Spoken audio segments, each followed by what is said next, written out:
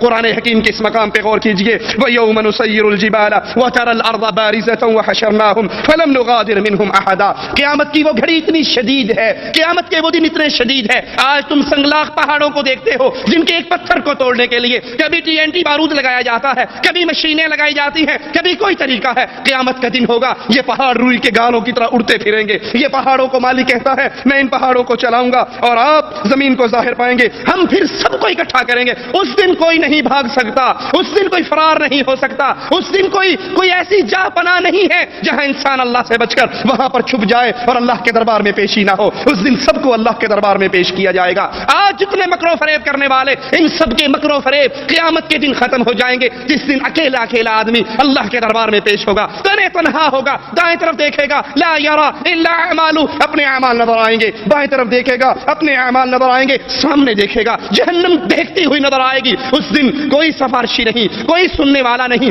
کوئی دوست نہیں، کوئی پیسے لے کے کام کرنے والا نہیں، کوئی کسی کے واسطے سے کام کرنے والا نہیں۔ آج دنیا کے بد عقیدوں کو سامنے رکھ کر ان کے علماء سو اہل ایمان کو کیسے برباد کرتے ہیں۔ کوئی پردے دار عورت، کوئی مسلمان عورت کسی کے بہکاوے میں آ کر کسی نام نہاد پیر کی ملاقات کے لیے چلی جائے اور اس کا چہرہ پردے میں چھپا ہوا ہو، وہ اسے کیا کہتا ہے؟ بی بی تو پردہ کر کر آئی ہے؟ کہتی ہے ہاں میں مسلمان پردہ دار عورت ہوں۔ کہا پگلی تجھے کیا پتا یہ پیر صاحب ہے، یہ غوث اعظم ہے، یہ گدی نشین ہے، یہ سجادہ نشین ہے، یہ اعلیٰ حضرت ہے۔ قیامت کے دن انہوں نے تو بچانا ہے۔ اگر آج تیرا چہرہ نہیں دیکھیں گے تو تجھے کیسے پہچانیں گے؟ اپنے چہرے کو ننگا کر تاکہ قیامت کے دن یہ تجھے دیکھ لیں، یہ تجھے بخشوا لیں، یہ تیری سفارش کر لیں، یہ تجھے اپنے ساتھ جنت میں لے جائیں۔ ایک پروفیسر کی تقریر میں سن رہا جو کہنے لگا ہمارے جو غوث اعظم ہوں گے، ہمارے جو بزرگان ہوں گے، ان کے خیمے جہنم کے کنارے پہ لگے ہوں گے، اللہ کہے گا ان کو جہنم میں لے جاؤ، فرشتے جہنم میں جہنمیوں کو لے جا رہے ہوں گے، ہمارے غوث پاک ان جہنمیوں میں اپنے مریدوں کو تلاش کریں گے اور فرشتوں سے چھین چھین کر جنت میں داخل کریں گے۔ یہ آج کی بکواسات ہے، یہ آج کی خرافات ہے۔ قیامت کے دن کی خطرناکی کی کیفیت کو یاد کر لیجئے۔ اس دن سب کو اکٹھا کیا جائے گا، ہر بندہ تنے تنہا آئے گا، اکیلا اللہ کے دربار میں آئے گا، کوئی اس کا ساتھی اور ساجی نہیں، کوئی اس کو بچانے والا نہیں، نہ وہاں پہ پیروں کا شور ہوگا، نہ وہاں پہ بابوں کا شور ہوگا۔ ایک ذاکر کہتا ہے کہ حشر کا میدان ہوگا، علی علی کی آواز پڑے گی، مولا علی کا راج ہوگا، علی اپنے ملنگوں کو پکڑ کے جنت میں لے جائیں گے۔ یاد کر لیجئے تنہا انسان اللہ کے سامنے کھڑا ہے، لیس بینہ و بین اللہ ترجمان، بندے اور اللہ کے درمیان کوئی ٹرانسلیٹر بھی نہیں ہے، کوئی مترجم بھی نہیں ہے، اللہ کے سوال ہیں، بندے کے جواب ہیں۔ اس لیے آج اس اللہ سے دوستی لگائیے، آج اپنے تعلق کو اللہ کے ساتھ برقرار کیجئے، اپنی زندگی کو سیٹ کیجئے۔ میں زندگی کے 24 گھنٹوں میں سے کتنے گھنٹے اس مستقبل کے لیے نکال رہا ہوں اور کتنے گھنٹے اس 60 سالہ زندگی کے لیے نکال رہا ہوں۔ یاد کر لیجئے آج میں اور آپ جو کر رہے ہیں اللہ کے علم میں ہے، اللہ کے پاس موجود ہے، قیامت کے دن ہمارے سامنے رکھا جائے گا۔ قرآن حکیم کی آیات پہ غور کیجئے، وَلَا تَحْسَبَنَّ اللَّهَ غَافِلًا عَمَّا يَعْمَلُ الظَّالِمُونَ، کیا تم یہ گمان کرتے ہو، یہ گمان نہ کرو اللہ کو غافل نہ جانو، ظالم جو کر رہے ہیں، قبروں پہ سجدے ہو رہے ہیں، قبروں پہ نظریں دی جا رہی ہیں، قبروں پہ جانور ذبح ہو رہے ہیں، مردوں کو داتا، غوث اعظم، مشکل کشا، حاجت روا، غریب نواز، نواز، بندہ پرور کہہ کر پکارا جا رہا ہے۔ یاد کر لو مالک کا آوازہ ہے، وَلَا تَحْسَبَنَّ اللَّهَ غَافِلًا عَمَّا يَعْمَلُ الظَّالِمُونَ، ظالم جو کر رہے ہیں اللہ کو ان کے اعمال سے غافل نہ جانیے۔ یہ مشرکین جو بھی کرتے ہیں، یہ غیر اللہ کو جتنا بھی پوجتے ہیں، یہ غیر اللہ کو جتنا بھی پکارتے ہیں، اللہ کے علم میں ہے۔ ہم ان کو ڈھیل کیوں دیتے ہیں؟ انما یؤخرہم، ہم ان کو ڈھیل دے رہے ہیں، ہم ان کو چھوڑ رہے ہیں، ہم ان کی رسی ڈھیلی کر رہے ہیں، اس لیے لیوم، قیامت کے دن کے لیے، اس دن کے لیے تشخص فیہ الابصار، جس دن آنکھیں اوپر کو چڑھ جائیں گی، جس دن تنہائی اللہ کے دربار میں آئیں گے، اللہ کے دربار میں آئیں گے، ان کی گردنیں جھکی ہوئی ہوں گی، ان کے دل ڈر رہے ہوں گے۔ کیوں ڈریں گے؟ اس لیے وما قدر اللہ حق قدرہ، انہوں نے اللہ کی قدر نہیں کی، انہوں نے اللہ کے مقام کو نہیں پہچانا، انہوں نے اللہ کی شان کو نہیں پہچانا، اللہ کے فقیروں کو اللہ کا شریک بنایا، اللہ کے منگتوں کو اللہ کا ساجی بنایا، اللہ کے سوالیوں اور بھوکوں کو اٹھا کر اللہ والی صفات دے کر کبھی اسے غوث اعظم کا نام دیا، کبھی داتا کا نام دیا، کبھی مشکل کشا کہا، کبھی حاجت روا کہا، کبھی اس سے اولاد مانگی، کبھی اس سے رزق مانگے، اس سے اولاد مانگی جس کے اپنے یتیم ہو گئے، اس سے اولاد مانگی جس کی اپنی بیوہ ہو گئی، اس سے اولاد مانگی جو کپڑے اتارنے کے قابل نہ رہا، غسل کرنے کے قابل نہ رہا، قبرستان جانے کے قابل نہ رہا، جس کے جسم کو قبر کے اندر دبا دیا گیا، جو زمین میں مدفون ہو گیا، اس کو اللہ کی صفات دی، اس اللہ کی شان نہیں پہچانی، اس اللہ کے مقام کو نہیں پہچانا، اس اللہ کی شان کو، جس اللہ کی قوتوں کا، قدرتوں کا عالم کیا ہے، قرآن بیان کرتا ہے والارض جميعا قبضته يوم القيامة والسماوات مطويات بيمينه سبحانه وتعالى عما يشركون. وہ اللہ عز و جل اس کی قدرتیں ایسی ہیں، زمین اللہ کے ہاتھ پہ لپٹی ہوئی ہوگی، آسمان سارے کے سارے آسمان اللہ کے دائیں ہاتھ پہ لپٹے ہوں گے، اور اللہ سبحانہ وہ پاک ہے. تم غیر اللہ کو سجدے کر کے اللہ کی عبادت میں شریک بناؤ، سبحانہ اللہ اس شرک سے پاک ہے، اللہ مشرکوں کے کیے ہوئے ان اعمال سے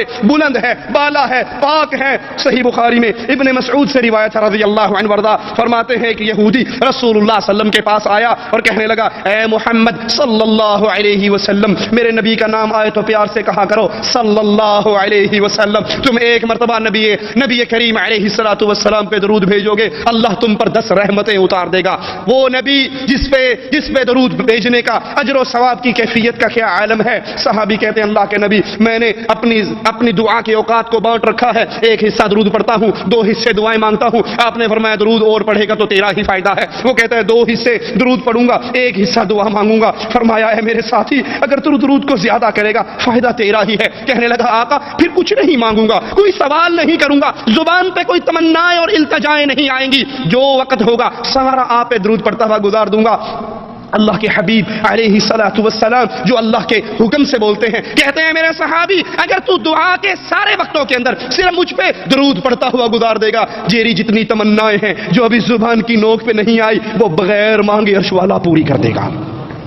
بغیر مانگے تیرے گناہوں کو معاف کر دے گا، بغیر سوال کیے تیری ڈیمانڈ پوری ہو جائے گی. لیکن یاد رکھیے درود پڑھتے ہوئے وہ پڑھیے جو محمد کریم نے سکھایا، درود لکھی، درود ماہی، درود تاج، درود made in India, made in Pakistan, made in Raymond, made in Barelvi, made in Baghdad نہ پڑھیے. درود وہ پڑھیے جو رسول اللہ صلی اللہ علیہ وسلم نے سکھایا. وہ نبی کا نام آئے تو پیار سے کہیں صلی اللہ علیہ وسلم. کچھ ایسے ہیں بے وقوف جو نبی کا نام آئے بجائے صلی اللہ علیہ وسلم کہہ کے 10 رحمتیں لینے کے وہ کیا کرتے ہیں محمد ادھر سے چوما اور ادھر آنکھوں سے لگا لیا. بھائی یہ کیا ہے؟ کہا یہی تو تم وہابی گستاخ ہو، تمہیں کیا پتا، اس کے اندر نور ہے، ہم اس نور کو چومتے ہیں. نبی نور ہے، نبی کا نام آیا تو یہ انگوٹھوں کا نور ہے، اس کو چومتے ہیں. ہم نے کہا اچھا بھائی آپ اس کو چومتے ہیں، ان دونوں انگوٹھوں میں نور ہے، تو جب سنجا کرنے جاتے ہو تو نور کہاں چلا جاتا ہے؟ اگر اس کو چومنا عزت ہے، اس کے اندر اتنا نور ہے، اس کے اندر اتنا فضل ہے، یہ سب بنائی ہوئی باتیں ہیں. اور الٹا الزام کیا لگاتے ہیں؟ کوئی مواحد مر جائے کہا مر گیا مردود، نہ فاتحہ نہ درود، مر گیا مردود، نہ فاتحہ نہ درود. حالانکہ یہ فٹ ان پر آتا ہے، جھوٹ ہم پہ بولتے ہیں. کیسے؟ نماز پڑھتے ہوئے آئے، ثنا پڑھی، اللہ اکبر کہا، ثنا پڑھی، اب فاتحہ کا ٹائم آئیں گے تو فاتحہ پڑھیں گے؟ کہیں گے نہیں، ہمارے امام صاحب نے بتایا جو فاتحہ پڑھے گا اس کے منہ میں آگ ڈالی جائے گی. تو ساری نماز بغیر فاتحہ کے، جنازہ بغیر فاتحہ کے، ویتر بغیر فاتحہ کے، نفل بغیر فاتحہ کے، فرض بغیر فاتحہ کے. اور اگر نبی کا نام آئے گا تو پھر درود نصیب نہیں ہوگا.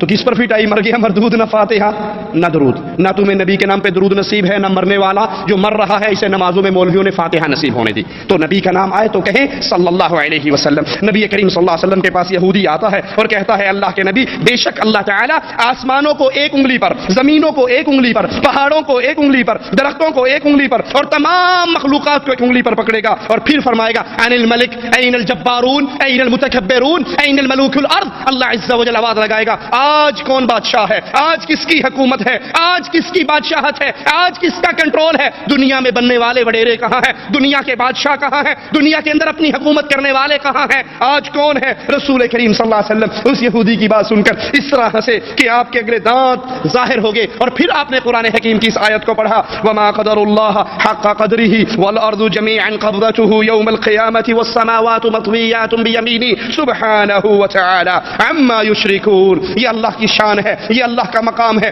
اس اللہ کی توحید کو سمجھیے، اس اللہ کے مقام کو سمجھیے اور کبھی بھی اللہ کی عبادت میں کسی اور کو شریک کرتے ہوئے گستاخی کے مرتکب نہ ہو جائیے. یہ قیامت کی گھڑی آنے والی ہے، اس کے لیے تیاری کیجیے. جس دن محشر کے میدان میں آپ کو اور مجھے اور پوری کائنات کو اکٹھا کیا جائے گا، اس کی زمین کیسی ہوگی؟ قرآن حکیم کی آیات پہ غور کیجیے. یوم تبدل الارض غیر الارض والسماوات وبرزوا للہ الواحد القہار. جس دن زمین کو بدل دیا جائے گا، اس زمین کے علاوہ کوئی اور زمین ہوگی، آسمان بدل دیے جائیں گے اور تمام اللہ کے سامنے حاضر ہوں گے، سب اللہ کے سامنے حاضر ہوں گے اور اللہ عز و جل اکیلا غالب ہے. صحیح مسلم میں ہے رسول کریم صلی اللہ علیہ وسلم نے فرمایا قیامت کے دن لوگ سفید خاکستری رنگ زمین پر جمع کیے جائیں گے. یہ زمین صاف ٹکیا کی مانند ہوگی.